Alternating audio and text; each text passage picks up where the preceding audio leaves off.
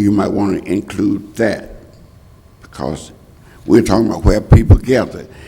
The danger lies where people gather. We have to look at all of the places where people gather, and we ought to make a decision based on all of the places where people gather. And so we're trying to protect the lives of all of our citizens. And the House, Republicans and Democrats passed a bill, I believe it was $151 billion, that would fund testing every citizen in America, free. That bill is in the Senate. I believe a resolution ought to come forth from this council to the Senate saying, pass that bill. And I say that because of this. We don't know who are infected in the city. We don't have a clue. It could be far worse than we think. So if we cannot isolate those people that's affected, we can't protect the citizens. I don't care, it's your curfew, you do whatever you want to do. If we can't isolate those people infected with the virus, we are spitting in the wind. The way we can do that is through testing. And there's a bill that's going to fund every community in America, provide them with the resources they need to test whoever needs testing. Right now, if you don't have insurance, you're not going to get no testing now. Oh, come on now. You have to go to your doctor, and doctors going to, when you get there to fill out the paper, do you have insurance? Yeah. And they're not interested in you because they got to send that test off. It's costing them money. They got to send it to a lab. They got to pay that lab, and they're not going to run up no big bill with you, and you don't have no insurance to pay them back. We need this bill that's before the Senate passed. We need the president to sign it. We need the funds made available as soon as possible to every state, every city, every township in America. Thank you. Mr. Chair. Yes, ma'am. Mayor, I know your task force has been in touch with and continues to be in touch with the hospitals in the area. And we know that Spring Hill Hospital has a triage tent out in front of their emergency room to screen people who come in thinking that they may have symptoms of the virus. Can you bring us up to speed on where we are with any other hospitals who may be doing the screening, and also any sites where we're looking at putting some remote testing? You know, some cities already have the drive-through testing, that sort of thing, and I know that's going to be the really big question that people are going to have. Yes, the hospitals are working with the state to try to get the funding in order to set up these remote sites. They've got to have the test kits, okay, and there's a limited number of those. But all of them are trying to determine geographically where are the best places to set up. And we've had conversations with them about whether it should be in parking lots, whether it could be in our rec centers. It's not been determined yet because they're looking for direction, is my understanding. They're looking for some direction and assistance from the state health department before actually pulling the trigger on some of that. But one of the things that they're trying to do is to determine these places, set them up so that it doesn't overcrowd or lock down their emergency rooms for their other needs. But to my knowledge, there's not an announcement pending right now. It's just in process. And other council members? And on this subject, back to the ordinance itself, I would suggest that we have a 90-day I don't know the right term, automatic renewal if this body is unable to meet because of the conditions outlined in the resolution. And if we are able to meet, then we will renew or terminate the resolution. But otherwise, we have no criteria on which this will cease. And so I'd be interested in hearing the legal representatives that drew this up, what their thought is. Thank you, sir. Mr. Chairman, if I may? Yes, sir. So, in order to address that concern that Councilman Williams just put up, this resolution would end, it would end when the state of Alabama emergency order ceased. So as soon as the state of Alabama and the governor says we're no longer under the state of emergency, it would end. And if you look at target number 8, paragraph number 8 in the revised agreement, I realize you all are just getting this. Yeah, I So, don't have any. We don't have paragraph We don't have that. so All right, that answers my question then. So That is- that's the revised version, and That'd so be fine. Chris, agree. So Alabama has declared the state We to don't be have that. the governor. Ricardo, we don't have that. Is it customary for the governor to come out and say, we are no longer in the state? So the powers contained in this Here you go. resolution would terminate when We don't have that. the state, Yes. when the state ceases its state of emergency. Colleagues, at this time, I'd like to also hear from our attorney to see if he have any more inputs on this particular resolution.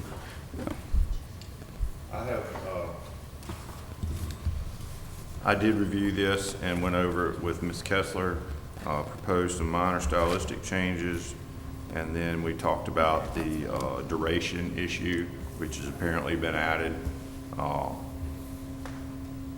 And that may result, it says, this resolution shall remain in effect for the duration of the state of Alabama emergency order. Thank you. So that'll give you a time frame, which is fluid, as we know at this point. But I think you've got the power to do this if you want to. So we good? Okay. Any other commentary from the council?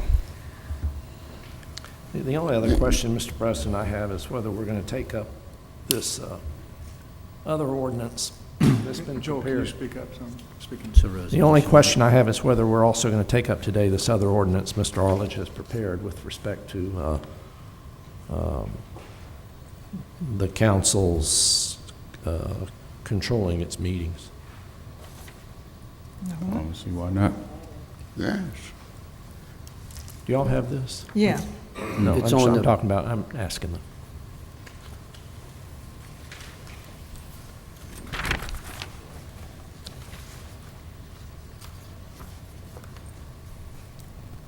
Okay, we'll take that up today also. Yeah, Yes. that's Thank fine. you. Madam Clerk.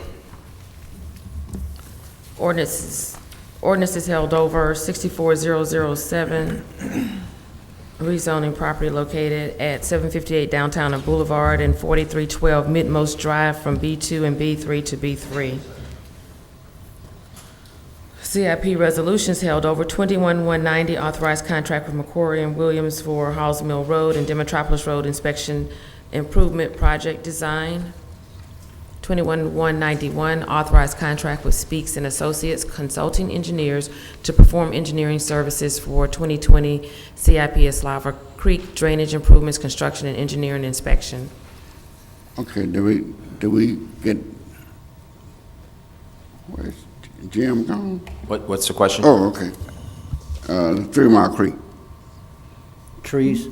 the trees, The trees. yes. Yeah, I think it's coming up at 25,195 Okay. is that, so I'll speak to it at that point if you'd like. Okay. All right. Resolutions held over 01192, authorized agreement with Barton Academy Foundation to rehabilitate and restore Barton Academy. 08193, approved purchase order to Gray Bar Electric for decorative aluminum light poles. 23194, accept deed from Thomas and Elise Janice for 3 parcels for the 3 Mile Creek Greenway. 25-195, grant sewer easements and temporary construction easements to Mars for 3 Mile Creek sewer trunk line. Okay. So, Councilman referenced that. I know there was a concern about the removal of the trees by Moz, despite the fact that those were all approved through the Tree Commission.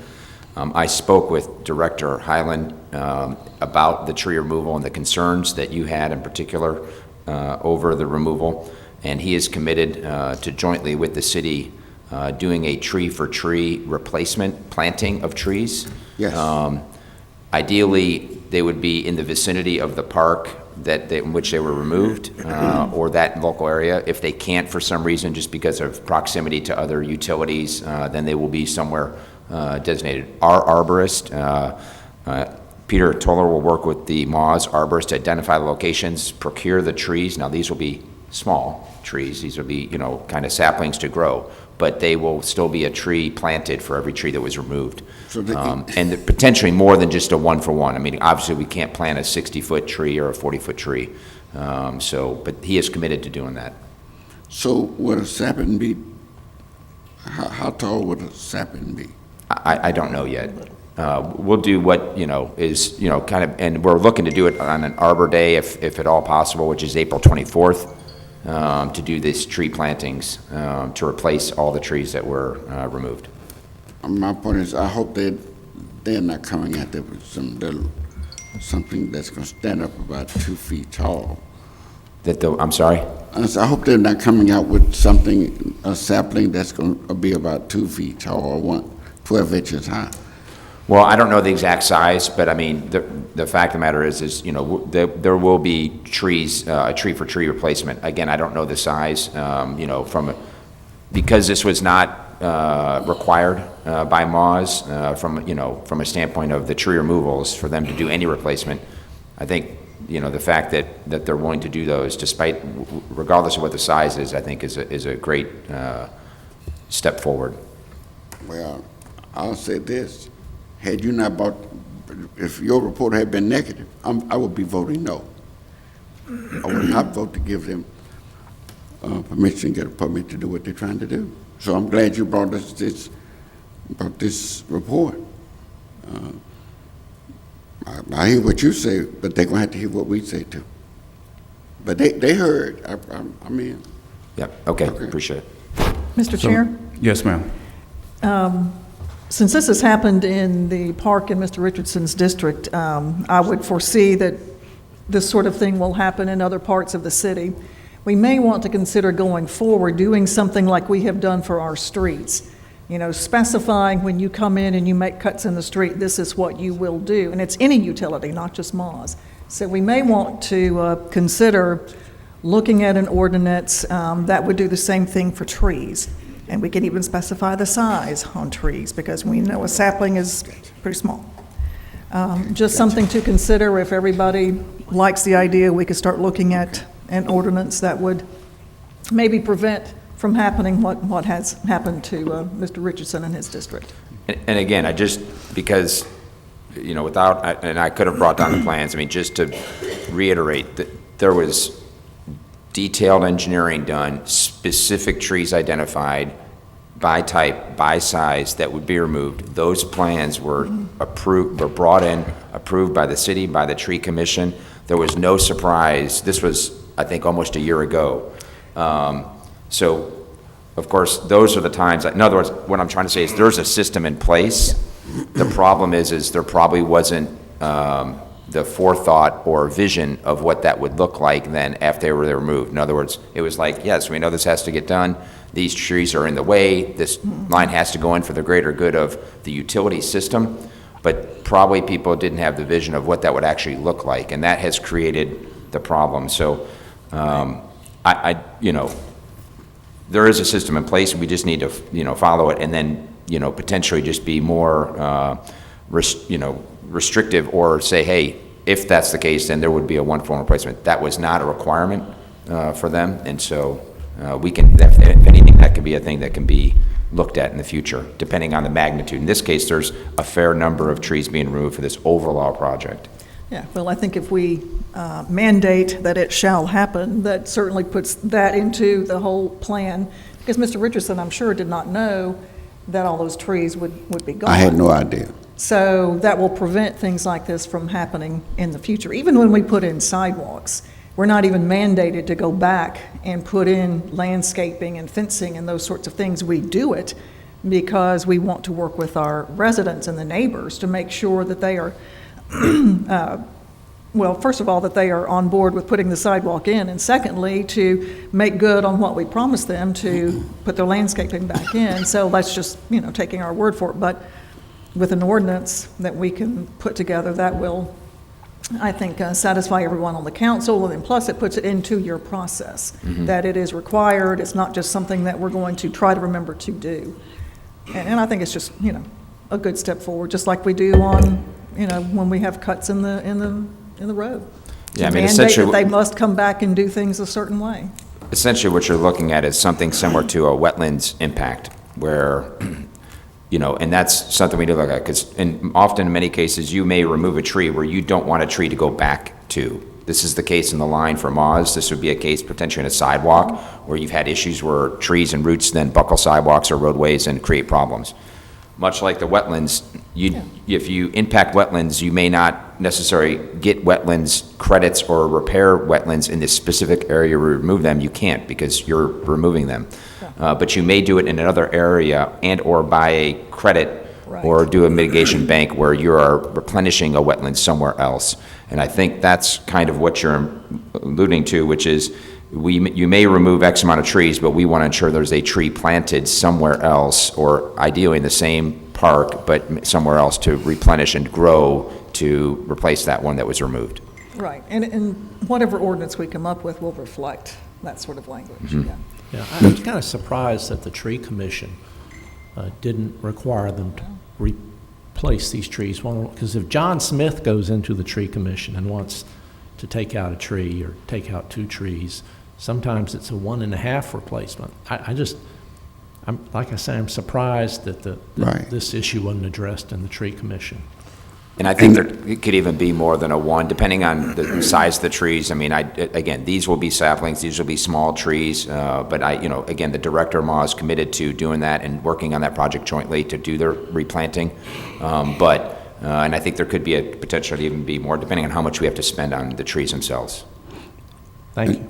And, Mr. Chairman, Yes. I believe that is one of the rules at the tree commission is that if you take a tree out, you plant a tree. How this got past them, I don't know. I don't know how it got past them. But I have a watchdog over there now for District 1. I made sure I put a watchdog over there now that is watching day and night. But I still believe that the council should take action as a safeguard in case somebody else go to sleep at the tree commission level, that we'll have a plan in place for this not to happen to us again. Madam Clerk. Ordinance is being introduced, 22008, ordinance to amend section 22-2 of the Mobile City Code dealing with fire service features of the 2012 International Fire Code. 02009, ordinance to amend section 2-56 of the City Code regarding presentation of petitions and other communications to the council. Do we need to discuss? We're going to bring that forward. We're going It will be moved up. to take that up today. We'll waive the rule for that, take that up today. Absolutely. Okay. CJ, do you want to explain what it is we're doing? Yeah, Chris, could you just go ahead and explain it for us, please? The ordinance on 02-009. Yes. Yes. Yes, sir. There's some provisions in the city code regarding presentations to the council, petitions, things like that. This would grant the ability to suspend that during the public health event like we're in right now for a period of time, not exceeding 30 days. And then The council could then, by resolution, extend it an additional 30 days if necessary, and at any time, the council could also rescind the president's decision. Okay. So I believe we only have one person down for presentations today, but we're going to be gracious and let them speak. All right. Madam Clerk. Consent resolutions being introduced, 40-198 through 40-208 are declaring structures public nuisances and ordering them demolished, and also fixing costs for demolition of structures. 58-209 assess cost for removal of weeds, Weedling Group, $15.95. 6210 determine the appropriation to Mobile Baykeepers serves a public purpose and approve payment. 6211 and 212 are approving award of special bonus to firefighter of the month, Fire Service Captain David Calhoun, and approve award of special bonus to the officer of the month as part of the Mayor's Incentive Program, Steve Guidry. CIP resolutions being introduced, 01213, authorize agreement with the Board of Water and Sewer Commissioners of the City of Mobile for a reimbursable agreement for Baltimore Street and drainage rehabilitation and street to I-10 Service Road, $1,750,000. Praise the Lord. This has been one of my babies that I have been wanting to birth since I've been on council. Thanks to Nick and also this council, because the residents on that street have been told some years ago that that street would never be paved. It haven't been paid in over 55 years, and they said it would never be paid because the city didn't have no money. But look what God can do. Madam Clerk, amen.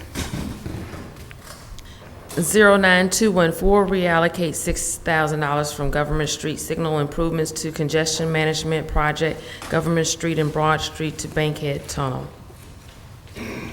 21215, authorized contract with Terracon Consultants, Geotech Engineering for 2020 CIP Eslava Creek drainage improvements, $21,035. 21216, authorized contract with ACOM Technical Services for engineering services for Baltimore Street and drainage rehabilitation. I will consult with Archie on this one regarding DBE.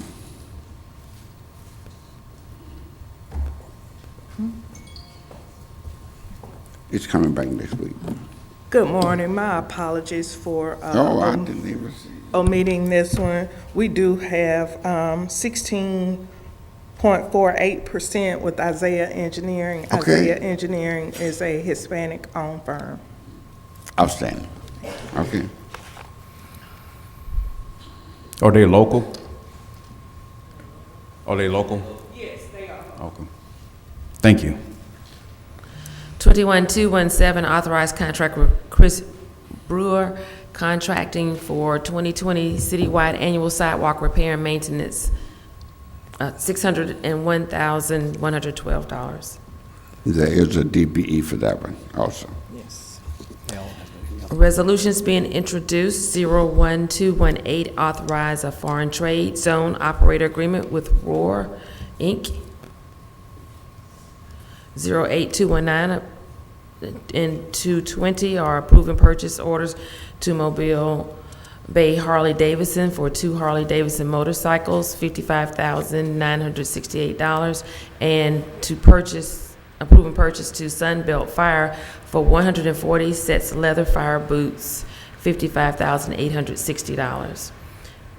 21221, authorized contract with Southern Earth Sciences for laboratory testing for Bates C&D landfill professional services, $30,400. 37222, approve a certificate of public convenience and necessity to Chitra May Wilson, doing businesses here and there, non-emergency transportation to operate a shuttle service. Call for public hearings, 41223, call for public hearing to consider approval of a certificate of public convenience and necessity to Charles Copeland, doing business as Got a Cab, to operate a taxi cab service scheduled March 31st. 41224, call for a public hearing for determination of the formation of the Mobile Tourism Improvement District scheduled April 14th. Hey. Do we have anything from the council? I want to clarify or have a clarification. When we say that there's not going to be any presentations to the council by this change in the ordinance or amendment to the ordinance, are we expecting there to be no audience?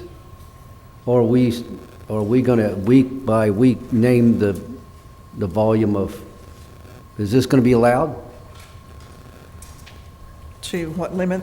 Yeah, I mean, are we going to say that every other, every 4 seat like we do in today, or are we intending to go to 0? I think our attorney wants to speak on that. Okay. There's no provision for, well, let me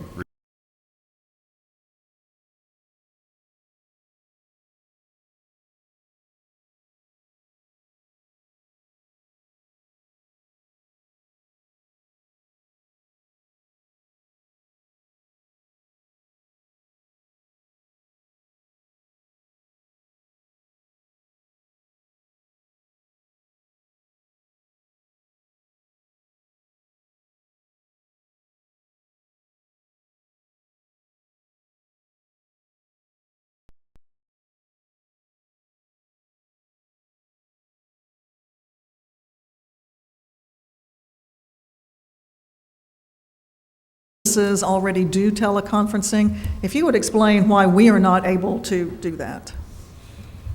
The Open Meetings Act, the council, the Zobby Act, the council ordinances, all require, and the law, AG opinions, every law there is, basically, all requires an in-person quorum for a meeting of this council to be a valid meeting. Now, if you got 5 present, the other 2 could call in and listen and say what they have to say, but their votes would not be able to be counted. This is all stemming from the voting part was from a Supreme Court case, I think in the 1930s. That's basically all the law there is on that topic. So until something changes, that's what we've got, to deal with. And we talk about Supreme Court, we're talking about Alabama Supreme Court. Correct. We're going on Alabama law. And I have asked, the only ones I had emails for, David Sessions, Margie Wilcox, and Chris Pringle, to consider some type of exception for the act. And my thoughts are, when I talk to them, it's going to be that no more than 3 times a year, over 100 miles from the place of the meeting, severe illness, or a pandemic, something to that sort, a very specific criteria, but still then not to exceed a certain number of meetings. We ought to be able to do it with the technology that we have today. That could be also defined in that amendment to state law that says that you have to see their face, they have to be active in the video or whatever the case is. Yeah, especially if an emergency has been declared within the city and the state, there ought to be some sort of an exception to allow us to do it, because if we are not able to get here, then there is no meeting and government stops. So there has to be some sort of an exception made for us to be able to continue to do our jobs, but not necessarily in person. Yep. Anything else from the council? Administrator? Okay. Will we do that here or upstairs? You got? We can do it upstairs. Do it upstairs. Yeah, just go ahead. One thing, anything from the administration? I was going to mention the same thing about the executive session. Just real quickly, I see Councilwoman Bessrich is not here. I believe we're supposed to have a police jurisdiction committee meeting this afternoon. She canceled it. Okay. All right. Thank you.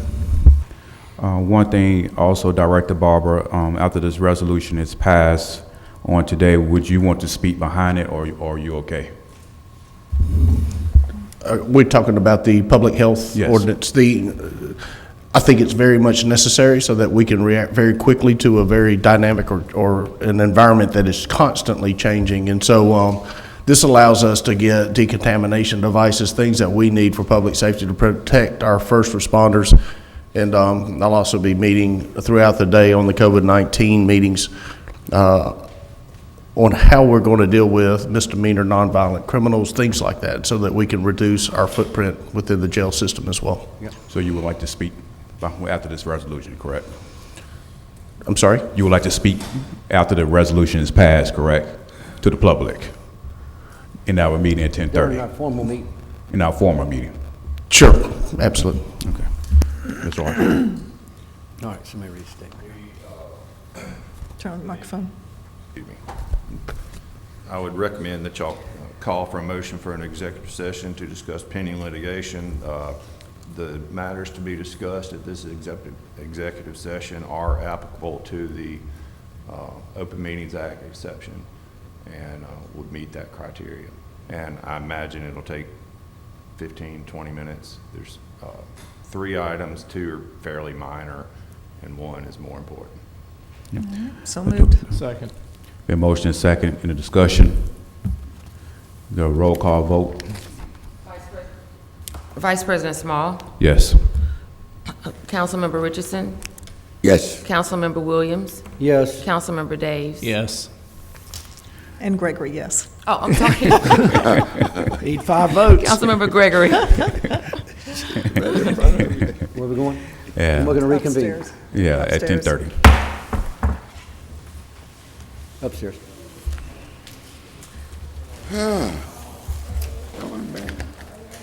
Madam Clerk, any chance we can get some people coming in the door?